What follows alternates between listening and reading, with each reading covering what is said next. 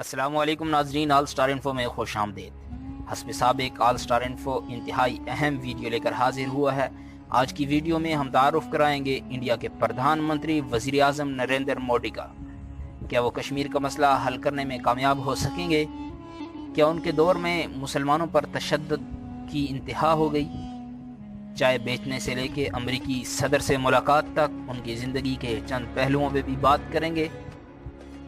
ان کی زندگی کے اہم راز آپ کو بتائیں گے۔ ویڈیو آخر تک دیکھیے گا، اس سے قبل ہمارا چینل سبسکرائب کر لیجئے اور بیل کے آئیکن کو ضرور پریس کر دیجئے تاکہ ہماری ہر آنے والی نئی ویڈیو آپ کو بر وقت ملتی رہے۔ نریندر مودی ہندوستان کی تقسیم کے 13 سال بعد 17 سپٹمبر 1950 کو گجرات میں پیدا ہوئے۔ گجرات اس وقت بمبے اسٹیٹ کا حصہ ہوا کرتا تھا، اب علیحدہ اسٹیٹ بن چکا ہے۔ انتہائی غریب گھرانے میں آنکھ کھولی۔ والد کا نام دیمودر داس ملچند مودی جبکہ والدہ کا نام ہیرا بن مودی تھا۔ آپ کا نام نریندر دیمودر داس مودی رکھا گیا۔ والد ریلوے اسٹیشن کے قریب چائے کی ایک دکان پہ کام کیا کرتے تھے، وہیں پہ اپنا کھوکھا بھی بنا لیا اور چائے بیچا کرتے۔ مودی 6 بہن بھائیوں میں تیسرے نمبر پر تھے۔ والد کے ساتھ کام پر جاتے اور ٹرین کی ڈبوں میں چائے فروخت کرتے۔ اس کے ساتھ ساتھ اپنی اسکول کی تعلیم جاری رکھی۔ 8 سال کی چھوٹی عمر میں ہی RSS کے لوکل بخشوں کو جوائن کر لیا اور ان کے ساتھ اٹھنے بیٹھنے لگے۔ اس سے آپ کے ذہن میں کافی تبدیلی پیدا ہوئی۔ یاد رہے RSS ایک ہندو نیشنل تنظیم ہے۔ 13 سال کی عمر میں آپ کی منگنی جیشودبین چیمن لال نامی لڑکی سے کر دی گئی۔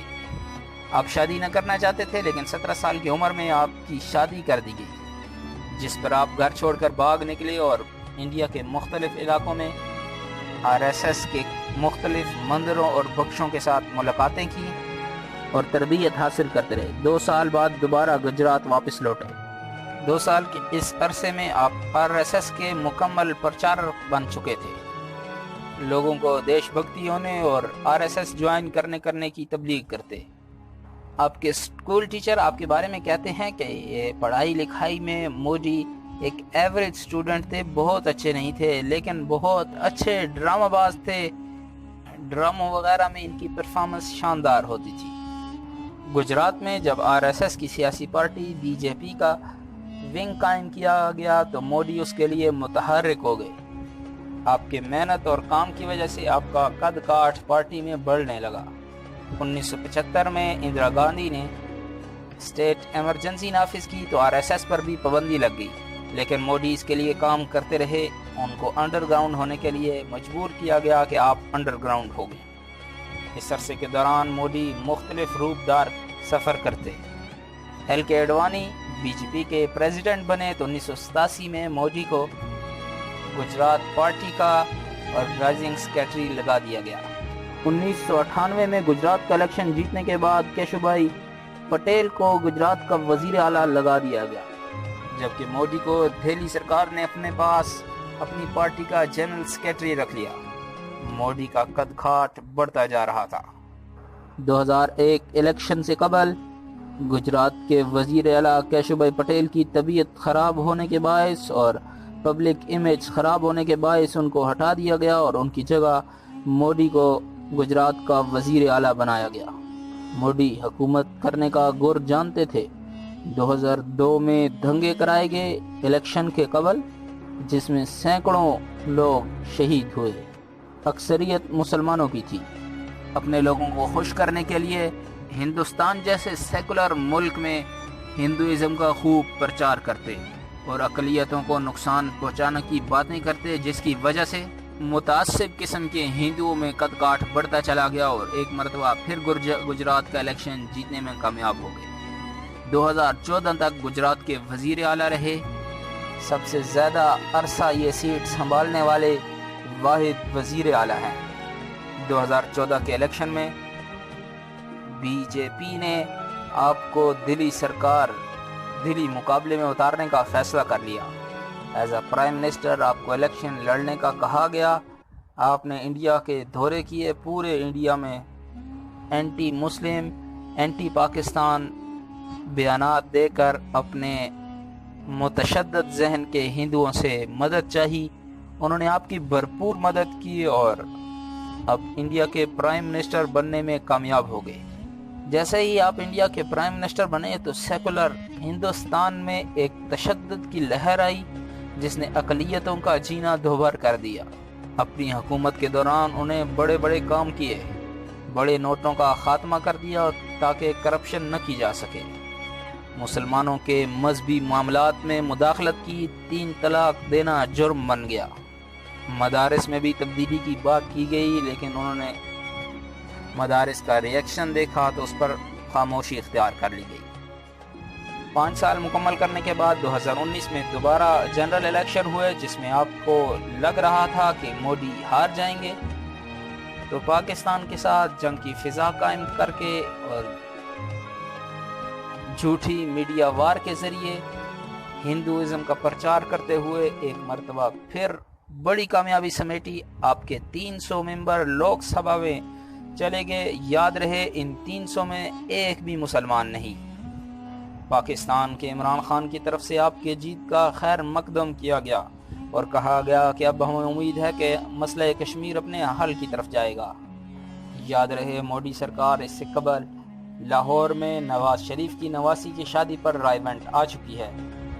پاکستانی پرائم منسٹر عمران خان کے صدر ٹرمپ کے ساتھ ملاقات کے دوران ٹرمپ نے یہ انکشاف بھی کیا کہ مودی ان سے کشمیر کے معاملے میں ثالثی کا کردار ادا کرنے کا کہہ چکے ہیں۔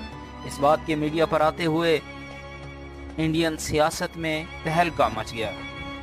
سرکاری وزیر سارے اپنی اپنی صفائیاں دینے میں لگے ہیں کہ مودی نے کوئی ایسے بات نہیں کی۔ ٹرمپ کو اسی طرح بات سمجھ ہی نہیں آئی، لیکن امریکن انتظامیہ نے کوئی بھی اپنی بات واپس نہ لینے کا اقرار کیا۔